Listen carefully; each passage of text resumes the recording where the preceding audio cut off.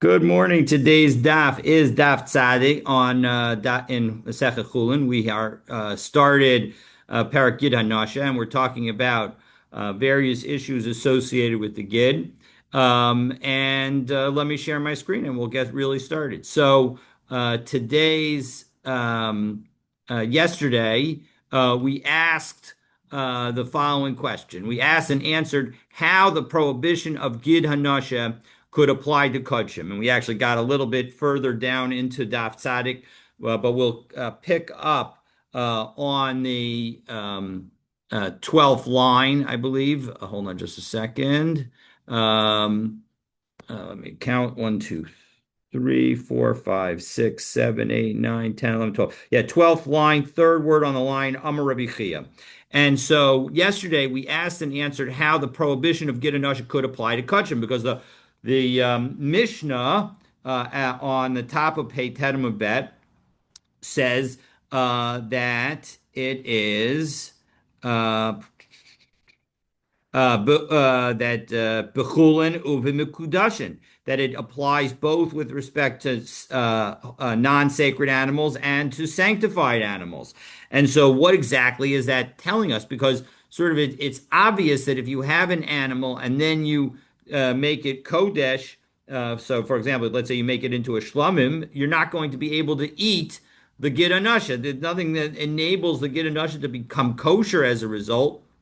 And so we offered, after rejecting three different possibilities, we concluded with two possible options. One, it involves a bechor, which only becomes sanctified upon birth. And so as a result, what the Gemara is telling us is that when the prohibitions of Gid Hanasha and Bechor happens essentially simultaneously, so then that is going to be the both prohibitions will apply, and the Gid Hanasha prohibition will continue to apply.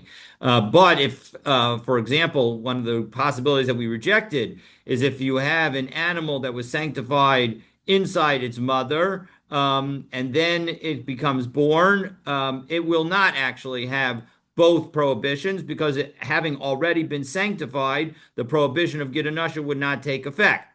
On the other hand, a second possibility as to how we did it, according to the viewpoint that the offspring of Kodshim only become sanctified at birth, that's how that we can again have the situation where effectively the Gid Hanasha prohibition takes effect shortly before the sanctification, and so as a result, you end up with something that both has the prohibition of Kodshim and the prohibition of Gid Hanasha if you were to eat the Gid Hanasha.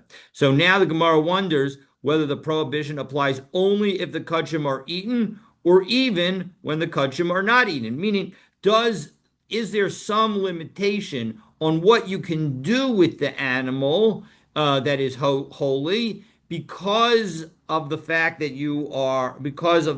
it is the Gid Hanasha? Meaning, does the Gid Hanasha's prohibition end up affecting how we treat it as a holy animal? So now again, 12th line, third word on the line, Amar Rabbi Chia bar Yosef. So Rabbi Chia bar Yosef offers a position, and we'll hear another position from Rabbi Yochanan, and we'll see there's going to be a debate in the Gemara whether they are arguing or not. So their statements are clearly not consistent with one another, but we're going to see whether we can make them consistent. That's what the Gemara is going to discuss. So let's take a look. So Amar Rabbi Chia bar Yosef lo shanu el kodshim anachalin, that when we say that the Gid Hanasha is prohibited, that's only with respect to eating the kodshim.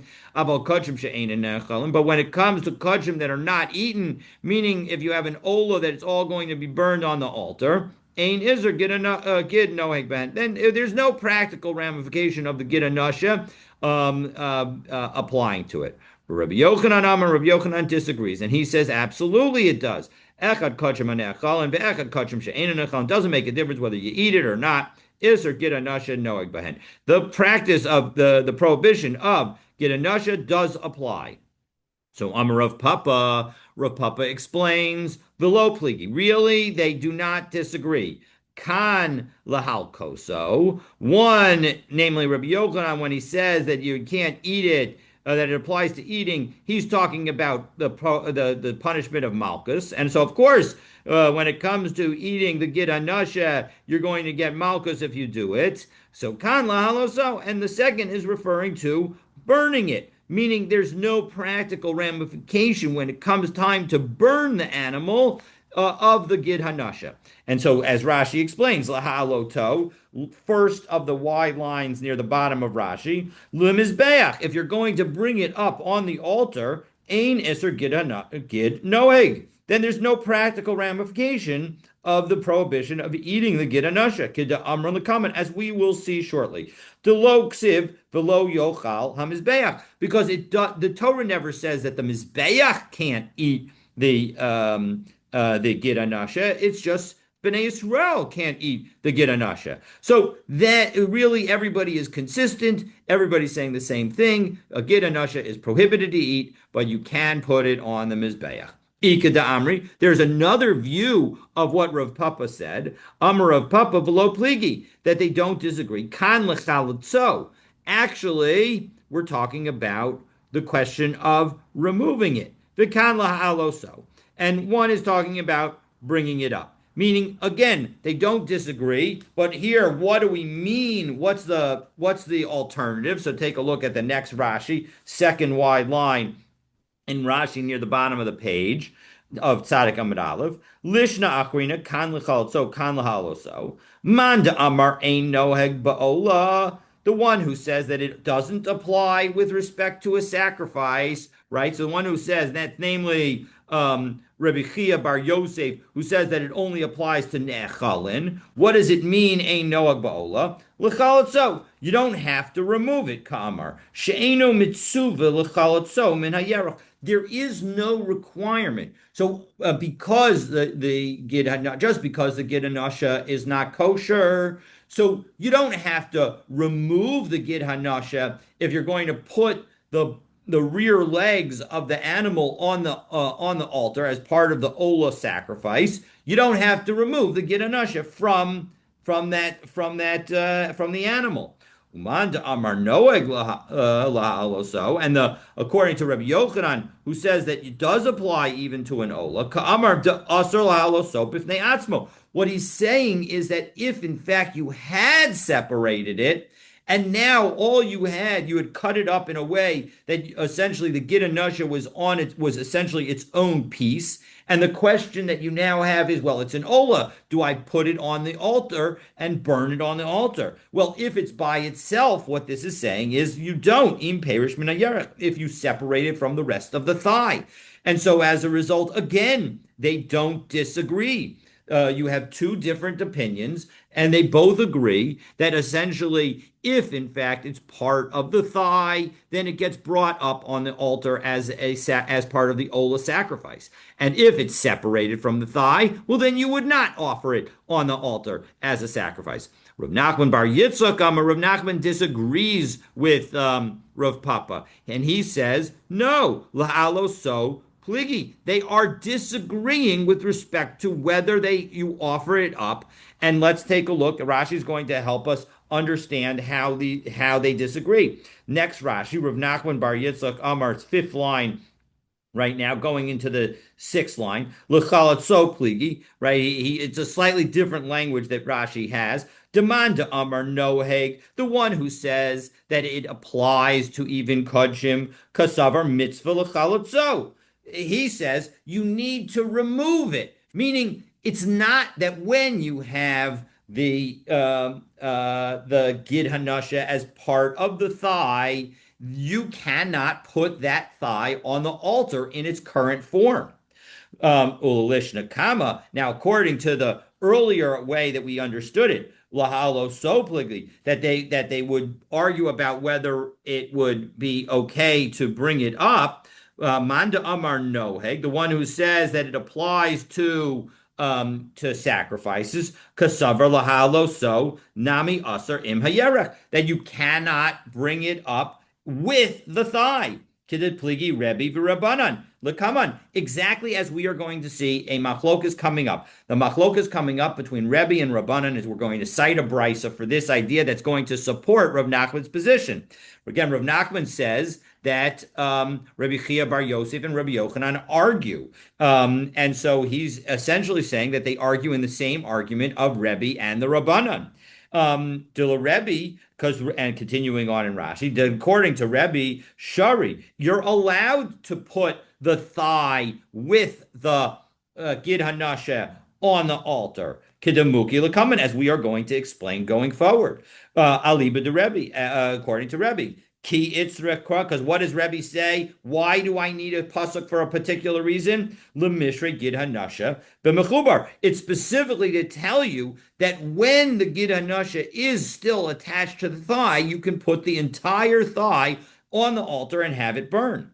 Ularabbanan aser. And the rabbis say no, even the thigh with the gid hanasha is prohibited. To be'inan min hamutar Yisrael, because everything that you put on the altar must be kosher for a Jew to eat. The gid hanasha is not kosher for a Jew to eat. Therefore, the gid hanasha should not be put on the altar and burned on the altar. So now we're going to see Titania back into the Gemara. And now we're smack in the middle of the page, essentially. Yeah, right, really right in the middle of the line, Titania. And so we're going to bring a brisa that supports Rav Nachman Bar Yitzchak's comment that in fact they are disagreeing and that they're talking and that the two different opinions, the opinions of Rabbi Chia Bar Yosef and Rabbi Yochanan, disagree. And Rabbi Yochanan, who says that it applies, the prohibition applies even to kudshim when it's not eaten, is saying that you cannot bring the thigh with the gid hanasha onto the altar. And Rabbi Chia Bar Yosef is saying, no, you can. It doesn't apply, and therefore you can bring the thigh with the gid hanasha onto the altar. And how do I get that? So we're going to now quote a couple of brisas in order to highlight this point. So it's going to take us a little while to go through the brisas and thereby get to the final bottom line, which is that Rebbe, who is going to say effectively like Rebbe Chia Bar Yosef, and the rabbis are going to say like the Rabbanan. Titania, v'hiktir HaKohen es HaKol HaMizbecha. That we put, the pasuk says, this is a pasuk, Vayikra Perek Aleph, pasuk Tet, that the Kohen shall burn everything on the altar. So why does it say Hakol? What does that come to include? The Rambos Huatzamos Vagidim Akaranayim Vatsalafim. It's telling us Tlafayim, and it's telling us that it includes the bones, the sinews, the horns, and the hooves. So Yakol Afilu Parshu. I might think that it includes all of these things, even if you separated them from the flesh of the animal. Talmud Lomar, Vasisa Olosecha Habasar Vadam. Well, it says in Dvarim Perek Yud Bet, Pasuk Kav Zayin, next, not this coming week's parsha, but next week's parsha, it says that you should make your Ola offerings, the meat and the blood. So that implies meat and blood, yes. Bones, sinews, horns, and hooves, no. So how do I resolve it? Ibasar v'dam, yachol yachalot gidim v'atzamos. Maybe you should remove the sinews and the bones, and thereby, and also obviously the horns and the hooves. V'yale basar legabi mizbeach, and only bring the meat on the mizbeach because the blood is actually put on the altar separately. Talmud lomar v'hiktira kohen es hakol b'hamizbecha. You're supposed to put everything on it. So how do you deal with it? Meaning, how do you address the fact that these psugim seem to contradict one another? So the answer is mechubarin yalu. You bring them up if they are attached.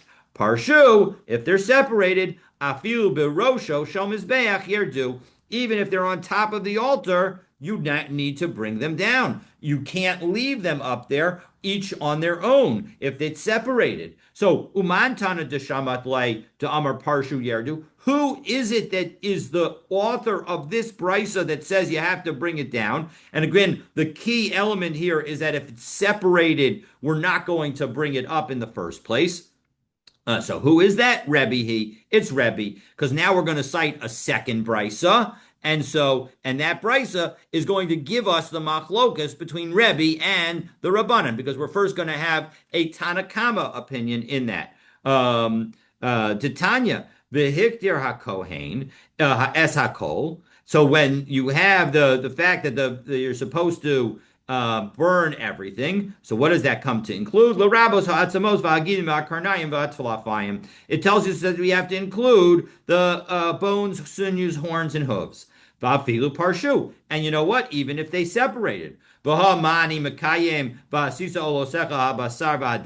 second, if you're going to bring them up on the mizbeach, even if they separated, how do I fulfill the pasuk in Dvarim that you should only make you make yourselves the ola offerings of the meat and the blood? Bepokin, it's telling us with respect to parts that burst off. Haketzad. So what do? Ikule basar atamaxir. If it's partially consumed and it's the meat of an ola that bursts off, well, then you have to bring it back onto the altar. But you don't return if it's partially consumed the sinews and the bones. Now, again, right now we're talking about kosher sinews and bones. We'll see that in a moment. So Rebbe disagrees. So again, the first opinion says that actually, even if they're separated, you're going to bring up the bones, sinews, horns, and hooves. And Rebbe says, no, because of Echad Omer v'hiktir kohen es hakol riba. The pasuk that tells you that the kohen burns everything, that's inclusive. That's going to tell us we include the bones, sinews, horns, and hooves. Because of Echad Omer v'asisa olosecha basar v'adam mi'et, the pasuk that tells you it's only the meat and the blood, that's exclusion. So how do I exclude the same things that I'm including? So mechubarin yalu parshu afilu birosho shel mizbeach lo afilu shel mizbeach yardu. That when it comes to the if they're attached, meaning they're still part of the meat, so then you bring it up and you put it on the mizbeach. But if they separated, even if you're already on the top of the mizbeach, no, yardu, they have to come down. And so here we see, right, unlike the Tanakama in this brisa, who never mentions anything having to be brought down, this position, which is Rebbe, explicitly Rebbe, says that when something is brought up, namely the bones, sinews, horns, and hooves that are already separated or brought up to the top of the altar, even maybe put on the altar, you would not leave them on the altar. You would have to remove them and take them down. So as a result, we see that in fact there's this disagreement. The rabbis say that if you bring these separate items up on their own, the bones, the sinews, the horns, and the hooves, well, then you leave them up there until they have at least partially burned, and then they might pop off because of the heat of the fire. And then as long as they've been partially burned, you wouldn't put them back up. But when it comes to Rebbe, you would take these items down. You would not leave them at the top of the altar. So again, we see, and this is the end of the proof of Rav Nachman's position. We see from these two brisas that there is this disagreement about whether or not you're going to bring things up. So how do we get to that? How do we relate all this to the Gid Nasha? So the Rabbanan, we'll get there in a moment. So the Rabbanan say, Muchubaran lo itzrich kra l'rabuye. The rabbis say, no, you don't need a special pasuk to tell you that actually the bones and the sinews and the hooves and the horns all get brought up on their own. Get brought up if they are part of the meat.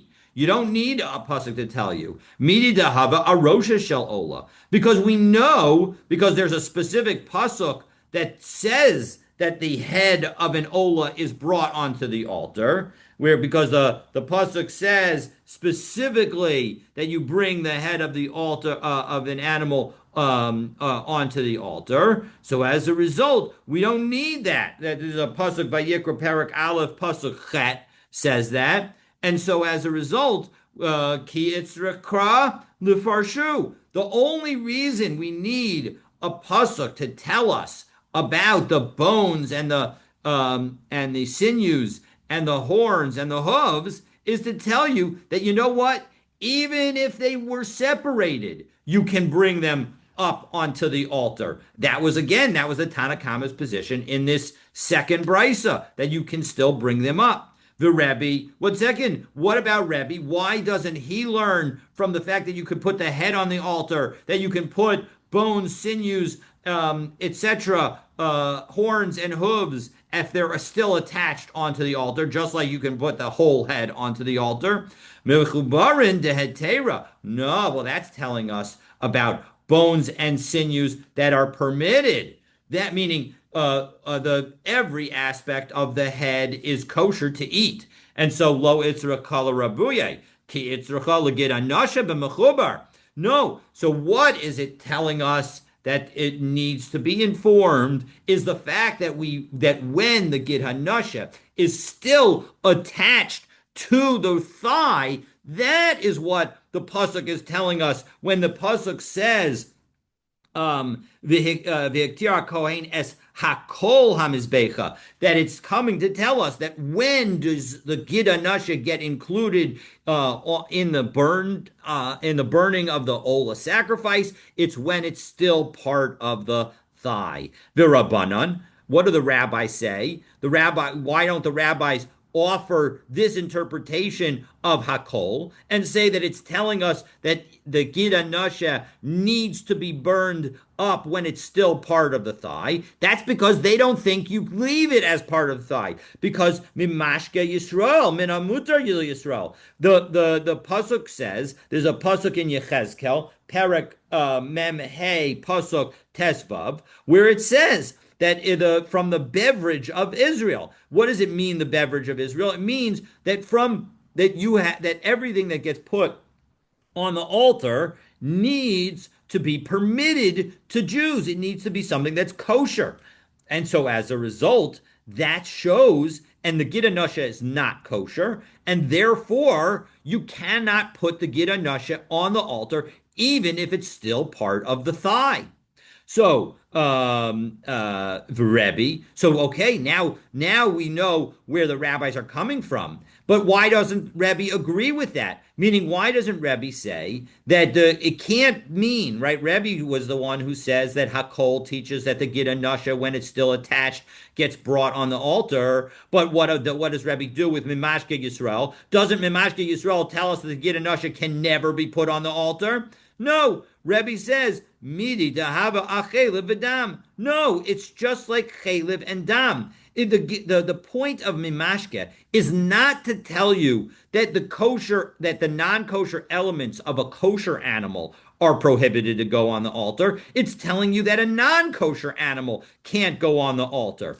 So like a treifa can't go on the altar. But it's not telling you about the chalev and the dam. The chalev and the dam certainly go on the altar. And they're not kosher. So similarly too, the Gida Nasha goes on the altar. Take a look at Rashi. Last two words on the top of Tzadik Amabet.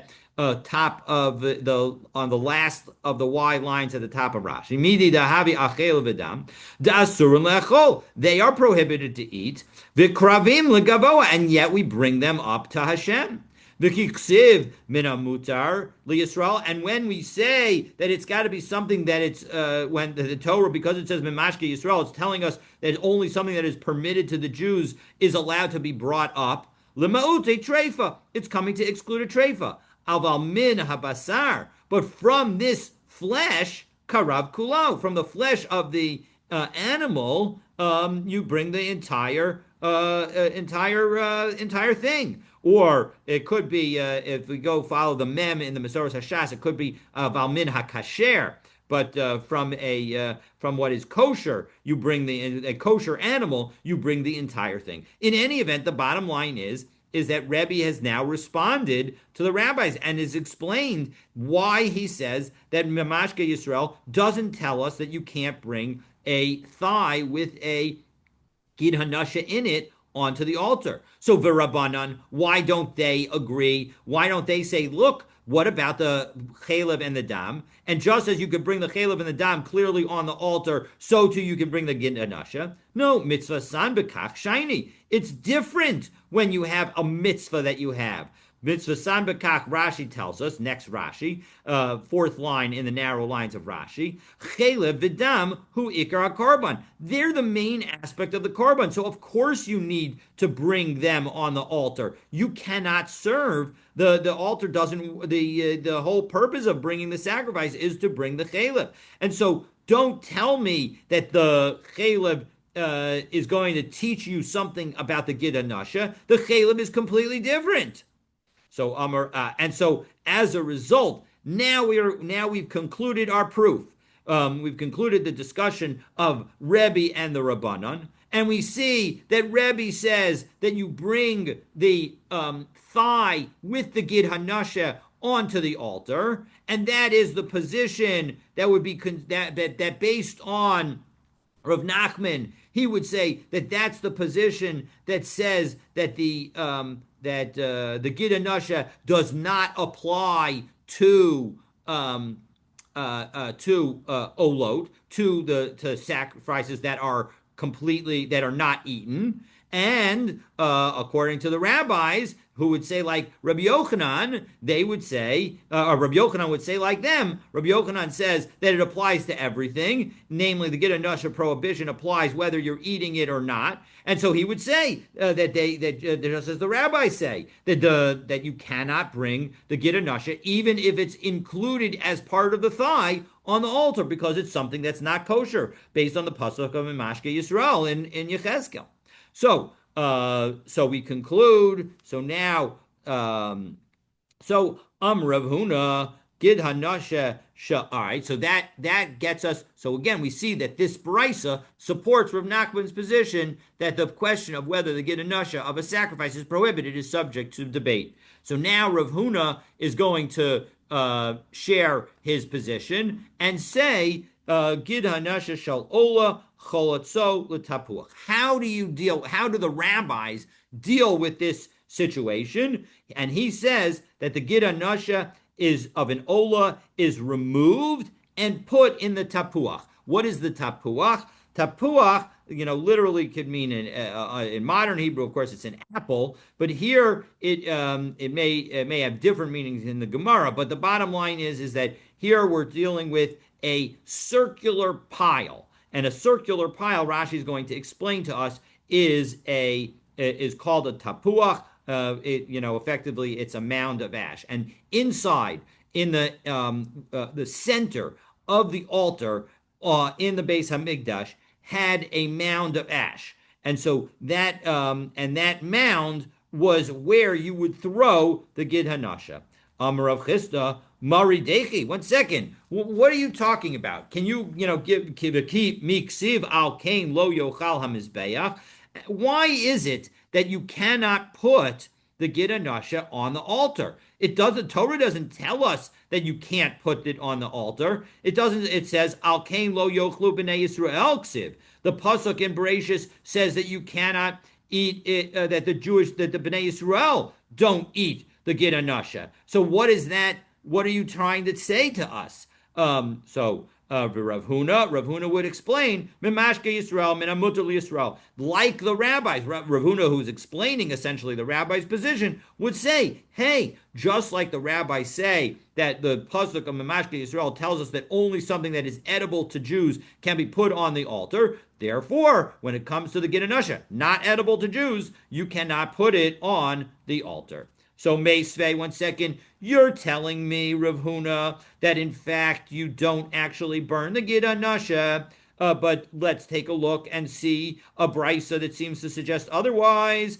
Gid Hanasha shel shlamim mechabdo la'ama. When you have the Gid Hanasha of a shlamim offering, which of course cannot be eaten, what do? You just sweep it into the canal. Remember that there was a canal running across the floor of the temple courtyard where essentially the blood, excess blood and other things would flow into it. And so it's essentially like the trash.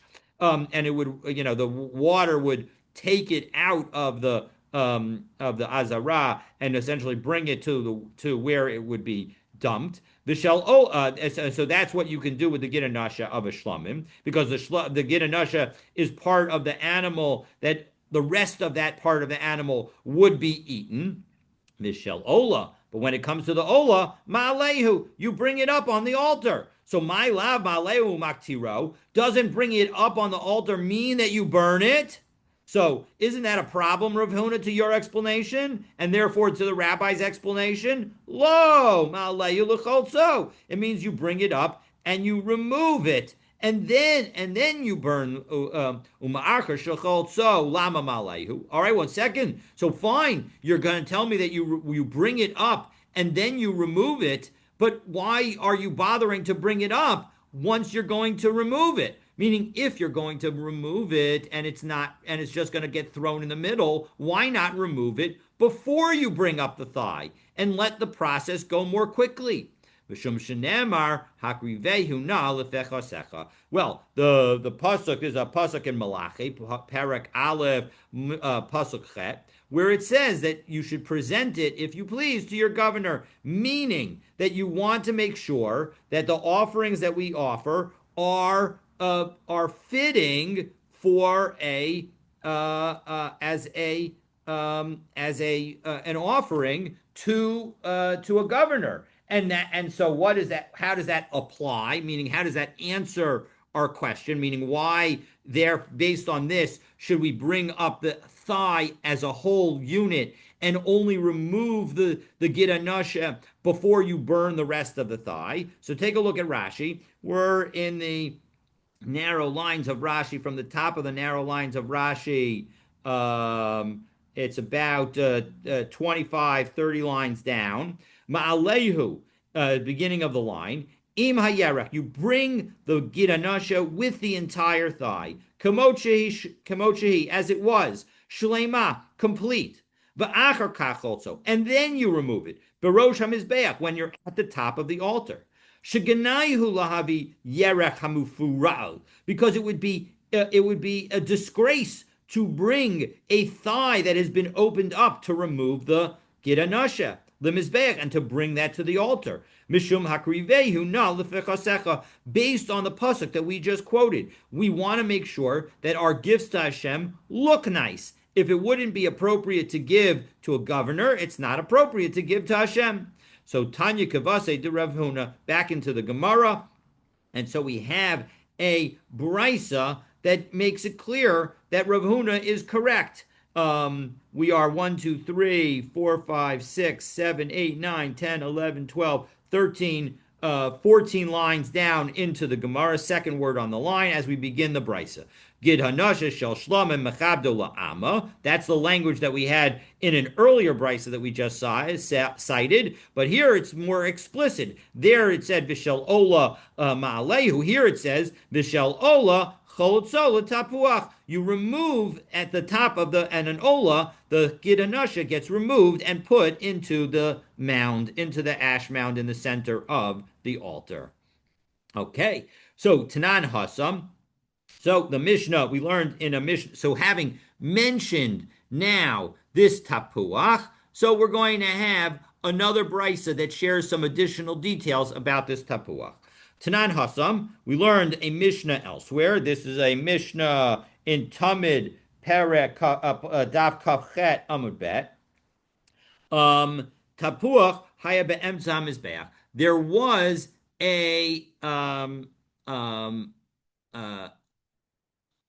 I said it was a brisa, but I think it's actually a Mishnah. So there was a mound in the middle of the altar. Pamim haya alav kishlosh meot kor, and sometimes there were 300 core of ashes on it. That is a tremendously large pile for a relatively small amount of space. So Amarava Guzma, you know what? That's not actually the case. It never really was. Got to that size because that is an exaggeration.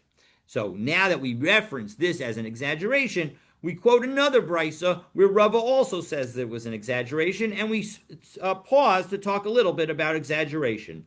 Hishku es tamid bekos shel zahav. If you have a tamid, they gave it to drink in a gold cup. So Amar Rava, Guzma, that's an exaggeration. You wouldn't give the an animal to drink from a gold cup. So Amar Rabbi Ami, Dibra Torah Lashon Havai, that the Torah speaks in a language of hyperbole. And again, this is uh, uh, the letter, the Masoras Hashas changes it from Hey Vav Aleph Yud to Hey Vet Aleph Yud, the rest of the daf, and to telling us that it's real and Havai is a hyperbole, and then not only that, not only does the Torah use hyperbole, but Dibru Nevi'im Lashon Havai, the prophets use hyperbole, Dibru Chachamim Lashon Havai, and the Chachamim also use hyperbole. Dibru Chachamim Lashon Havai Hadamran. What's an example of that? Well, we just gave some examples. It's the fact that the Talmud drinks in a gold cup and that there are 300 core of ashes, 300 core of ashes in the pile in the middle of the altar. Those are various examples of hyperbole. Dibru Torah Lashon Havai. How do I know that the Torah uses exaggeration? Rim Gedolos Uvtsuros Bashamayim, that it talks about large and cities that were fortified to the heavens. This is in the very beginning of Devarim. So and Divrei, and obviously it wasn't literally the walls of the cities did not actually go up into the heavens. So Dibra Nevi'im Lashon Havai, and the Navi also uses exaggeration. V'tibaka haaretz bikolam, that they were making so much noise that the ground split. This is in Malachim Aleph, Perak Aleph, Pasuk Mem. And so, Rabbi Yitzchak bar Nachmani, Shmuel, Rabbi Yitzchak bar Nachmani says in the name of Shmuel, Bishloshim Makomos Dibru Chachamim Lashon Havai. There are three places that we speak in hyperbole. Eluhain, Tapuach, the ash mound, that's the one we said. Geffen, the grapevine. Ufarochas, and with the parochas. And so, as interestingly enough, he doesn't include the golden cup for the Talmud. So tapuach hadamran, the gold, the mound. That's the one we said. Geffen. Well, and how do I know about Geffen? What's the case of the grapevine where there was an exaggeration? Tonight we have a Mishnah. This is a Mishnah in Midot, Perek Gimel Mishnah Chet, where it says Geffen shel zahav haisa omedes al pisco shel hechal. There was a grapevine of gold by the entrance of the hechal go into the kodesh of the Beis Hamikdash. Umudla al gabi klun sos, and it was suspended over poles. V'kol mi shahaya misnadev gargir o eshkol, and anybody who donated a grape or a cluster, maybe vitolaba, they would bring it, and the Kohen would hang it on the grapevine. This is an interesting way to sort of serve as almost like a bank, right? This is the gold that would be hanging there would beautify the Beis Hamikdash, and when they needed funds in order to pay for the upkeep of the Beis Hamikdash, they would be able to take that gold, and sell it in order to use it for the upkeep of the Beis Hamikdash. So Amar Rabbi Elazar Rabbi Tzadok Masa Haya v'Nimnu Aleh Shlosh Me'os Kohanim Lefanoso, that there was so much gold there once that they had to take 300 Kohanim to clear all the gold from it. So, and that is the exaggeration. It wasn't that there was 300 Kohanim needed to clear all the gold. Paroches, and that's what Rashi says. Shlosh me'ot Kohanim, 1, 2, 3, 4, 5, 6 lines up in the narrow lines from the bottom of the narrow lines of Rashi. Guzma, that is the exaggeration. Paroches, what about the paroches? Why was that an exaggeration? Tonight we have another Mishnah. This is a Mishnah in Shkalim, Parakhet plus Mishnah Hey. Rabbi Shimon ben Gamliel Omer Mishum Rabbi Shimon ben Hasgan, that so Rabbi Shimon ben Gamliel said in the name of Rabbi Shimon, the son of the deputy Kohen Gadol, Parochas Ovia Tefach, that the parochas had a thickness of a tefach, the al shivim ushnayim nirim ne'ereges, and it was woven on a 72 hedel shaft. So that's a large uh, uh, uh, weaving utensil. V'al kol nima v'nima esrim v'arba chutin. Every thread had 24 strands. Arka arbayim ba'ama. It was 40 in amos in length. V'rachba esrim ba'ama. And it was 20 amos wide. Umishmonim ushte ribo nase. And it was made out of 820,000 threads. Ushtayim osim b'shana. They made two every year. Ushlosh meot kohanim matbilin ota. And it would take 300 kohanim to take it and bring it to the mikvah if in fact it needed to go to the mikvah. As Rashi tells us, shlosh meot, second, the last word on the second wide line of Rashi at the bottom of Rashi.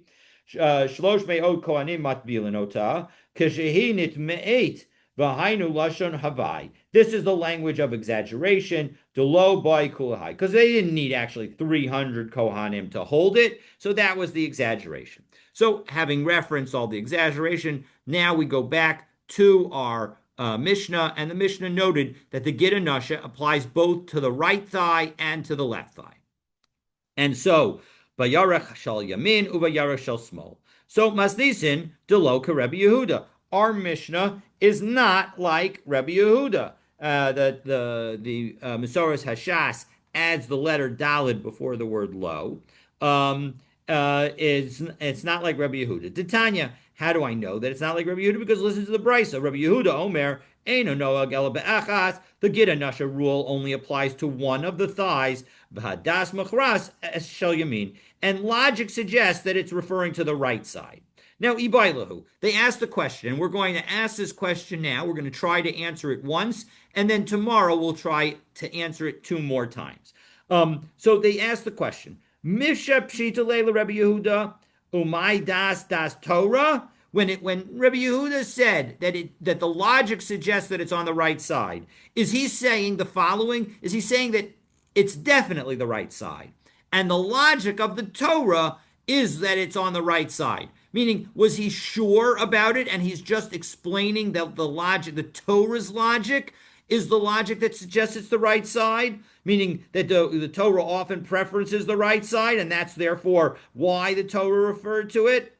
Or, Odilma, Sapukim Esapkale. Maybe he's uncertain about whether or not which side the Torah is referring to. Umay das nota. And when he says that the logic suggests that it's the right side, what he means is that I assume that it's the right side. I'm not 100% sure, but it makes sense that it's the right side. Meaning, is he explaining what the Torah thinks, or is he giving his own thought? And so that's the question. So Tashma, come, let's take a look. See, come here. Let's see what the following Mishnah Psachim Daf Pei Gimel Amud Aleph says, offers us a possible answer.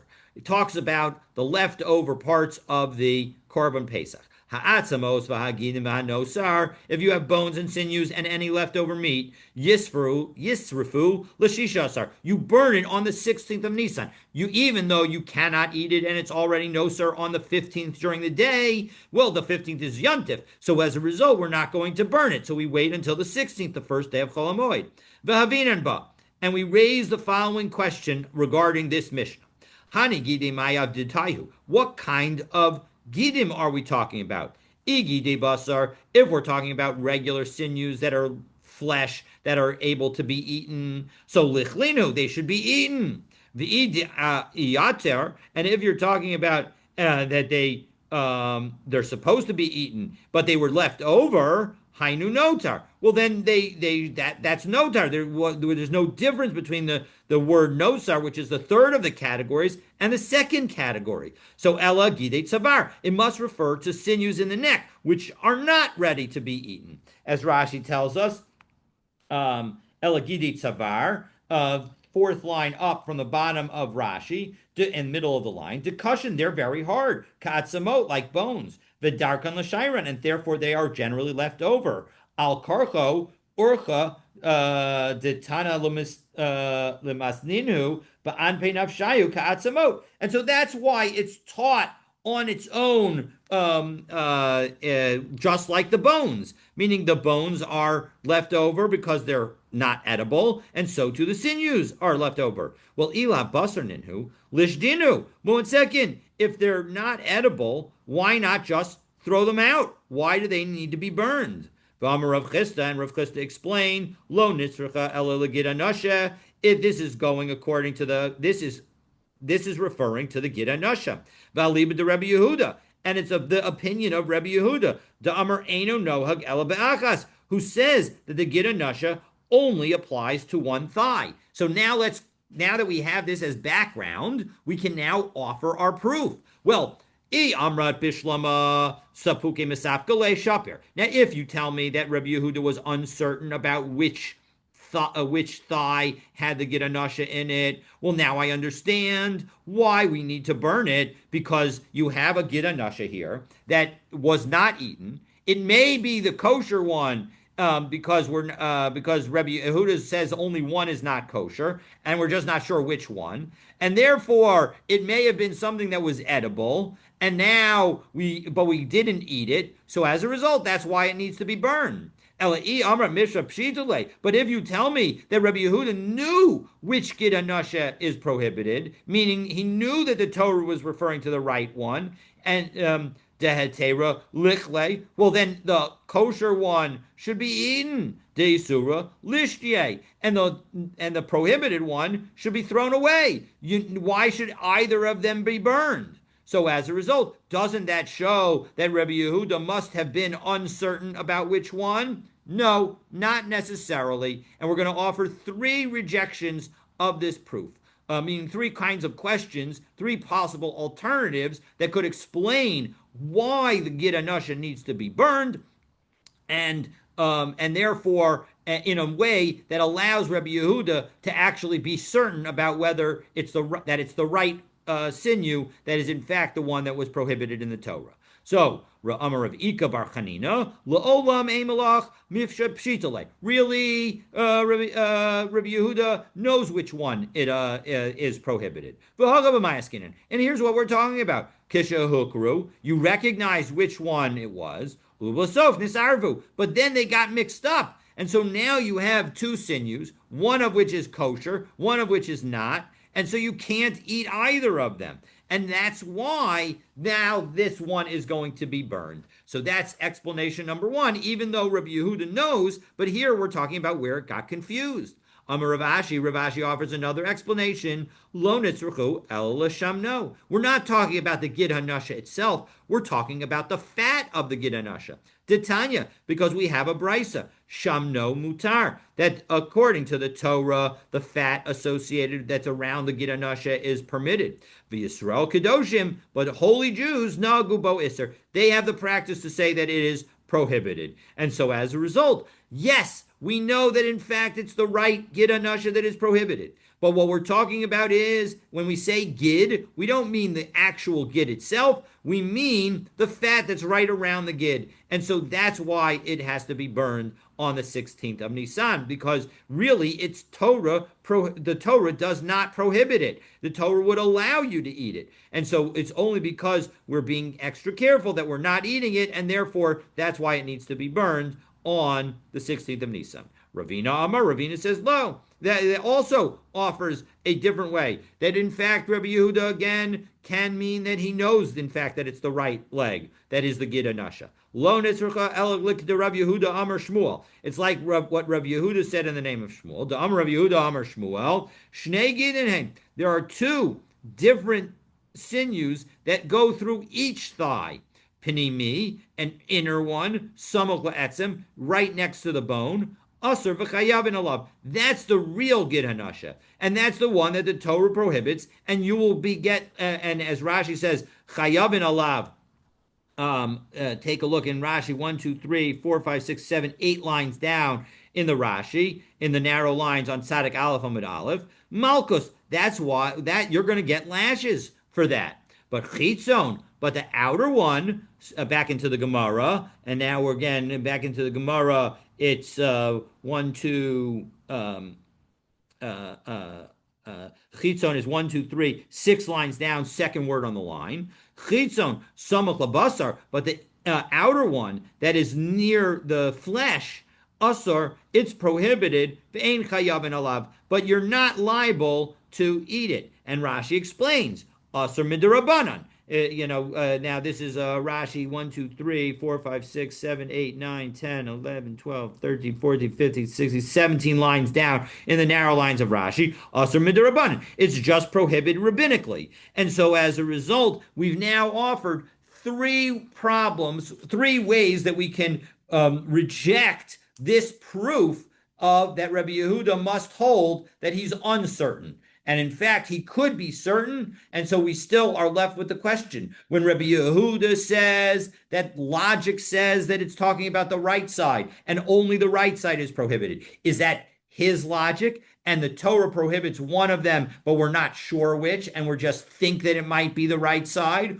Or no, what he's saying is that the Torah itself prohibits the right side, and it's logical that the Torah would do so. So those are two different possible interpretations of what Rabbi Yehuda said. We still have two more efforts to try and answer this question tomorrow, with the second of those efforts going to be successful. But what is the response? What is the answer? For that, you'll have to stay tuned for tomorrow's daf. Looking forward to continuing our learning together.